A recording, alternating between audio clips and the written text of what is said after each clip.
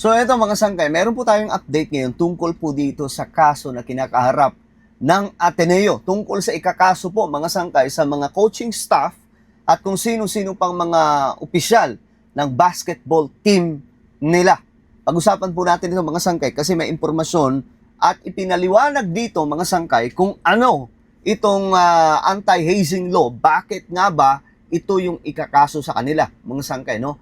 Anyway, bago tayo mag-umpisa sa mga hindi pa po dyan nakakapag-subscribe sa ating YouTube channel, makikita nyo po yung subscribe button sa baba ng video na to. I-click nyo lamang po yung subscribe, i-click ang bell, at i-click nyo po yung all.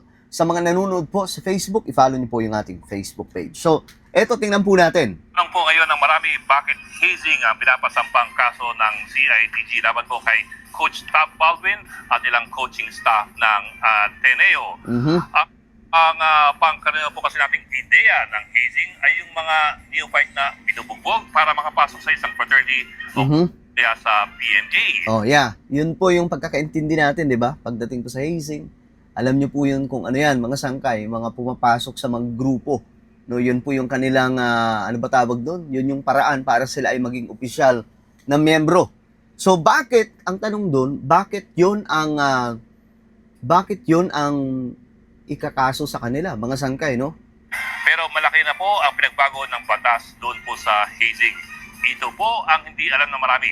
Sa unang anti-hazing law na pinasa ng Kongreso noong 1995, hindi nga po pinagbawal ang mismong hazing. Ang ginawa lamang nito ay niregulate ang hazing at ang initiation para wala na pong mapahamak o mamatay. Halimbawa, sa Section 2 ng batas na yon, no hazing or initiation rights shall be allowed without prior written notice to school authorities 7 days before the initiation. Okay, ito yung itong batas na ito noong 1995 po ito mga sangkay. So sabi doon, malaki na nga daw po yung pinagbago. So kung noon medyo maluwag pa, ngayon mas mahigpit na po sa ating batas itong itong law regulating hazing. Sabi po dito. So, meron pa ring hazing or initiation, pero kailangan ipaalam sa eskwelahan. Pangalawa, kailangan may dalawang kinatawan ng eskwelahan na nandun mismo sa hazing or initiation rights. Ito ay para masiguro na walang masasaktan o mapapahamak doon po sa hazing. Pero maraming binago dito ang RA 11053, yung amendments to the anti-hazing law na pinasa noon pong 2018. Sa bagong batas, tuluyang pinagbawal na po ang hazing. Okay, ayun na ha mga sangkay. Sa bagong batas, ito 2018 na po ito ha. Ito po ay RA 11053, mga sangkay, amendments to hazing law, June 2018. All forms of hazing prohibited. Yun po ang isa, mga sangkay. Ano ang pasok sa definisyon ng hazing ngayon? Okay. Sa bagong batas, pasok sa hazing ang physical at psychological suffering. Okay. Para makapasok ang isang tao sa isang grupo o para magpatuloy ang kanyang membership sa isang grupo. Halimbawa, fraternity o kaya athletic group. So kasama po dyan ang mga bagay na pangkaraniwan nating iniuugnay sa hazing. Ito po yung paddling, whipping, beating, yung forced calisthenics, exposure to weather, gaya po na binanggit ni Secretary Remulla. Okay. So kasama po dito, exposure to weather. Ayan po, kaya pala mga sangkay, sinasabi ni Remulla, no napasok daw po sa anti-hazing law. Ayan, pasok po eh. So, kasali siya dito, mga sangkay.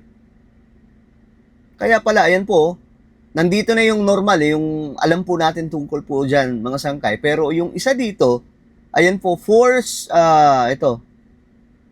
exposure to weather. Yun ang sinasabi po ni DILG Secretary Remulla na ito yung magiging kaso nila kasi nga po, dinala nila yung mga estudyante sa isang lugar na alam naman po nila na delikado. So, yun po yung reason, mga sangkay, kung bakit daw itong mga coaches or coaching staff ng Ateneo ay kakaharap po sa isang pambihirang kaso. At ang matindi dito, mga sangkay, hindi po ito simple. nakaso lamang dahil mayroon pong mga pumanaw, mga sangkay. So talagang mayayari sila dito. At ang sablitang consumption ng pagkain o mga inumin. Pero kasama rin sa hazing ngayon, ang psychological abuse kung saan mapapahiya. Ito na ha. Kasama pa nga po dito yung pamamahiya, embarrass, degrade, abuse. So, ang dami na pala mga sangkay. Mae-embarrass ang nasabing aplikante o yung neophyte. So, hindi lamang physical na paghihirap, pero pati ang mga bagay na kung saan mapapahiya po ang isang tao. Diyan pa lamang, malaki na po ang inilawak ng definisyon ng hazing ngayon. Pero eto pa pala, ang anti-hazing law ay sadyang mas maluwag sa ilang piling mga grupo kung saan kailangan daw sanayin ang kanilang katawan sa mga matitinding pagsubok. Halimbawa po, sa Section 3 ng Bagong Batas, hindi tinuturing na hazing yung mga mahirap na physical at psychological training ng AFP at ng Okay. PNP. Pag PNP at Pero AFP. kailangan po merong approval ito ng Defense Secretary at ng AFP Chief of Staff o for Okay. example ng NAPOLCOM at ng PNP Chief. At ito po ang mahalaga sa konteksto ng nangyari kay Rene Baterbonia at kay Divine Adili. Okay, ito Kasama pakinggan po sa natin. exception sa hazing rule, ang tinatawag na customary athletic events and similar contests and competitions basta po merong medical clearance or certificate. Yan po yung nasa batas. So ngayon, ang tanong, pasok pa po sa kategoryang ito ang ginawang team building at training activity ng Ateneo Basketball. Hindi po yung team building. Ito talaga mga media, mga sangkay. Nakakaasar sa kanila. Pinapalabas po talaga nila na team building. Hindi nga po team building. Training eh. Ang bihira. Doon po sa Aurora Province. Yan po marahil ang pagtatalunan ng matindi ng magkabilang panig pagdating po ng kasong ito sa korte. Pero bakit may ganitong klaseng mga exceptions para sa mga uniformed services at yung mga... Okay, so ayan mga sangkay. Dito po magkakaroon po ng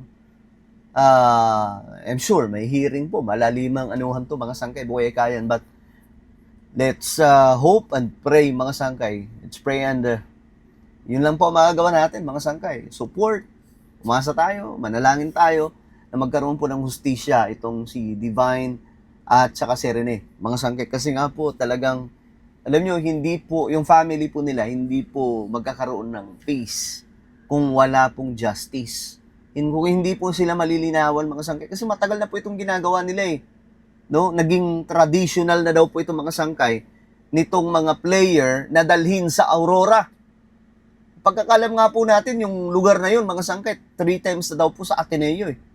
So, at may mga statement, yung mga dating player, na matagal na daw po itong ginagawa mga sangkay at may mga muntikan din pong mangyari sa kanila, kasamahan ang nangyari kay Rene, no? So, ayun, mga sangkay, sana po may maibigay po talaga yung tamang hustisya.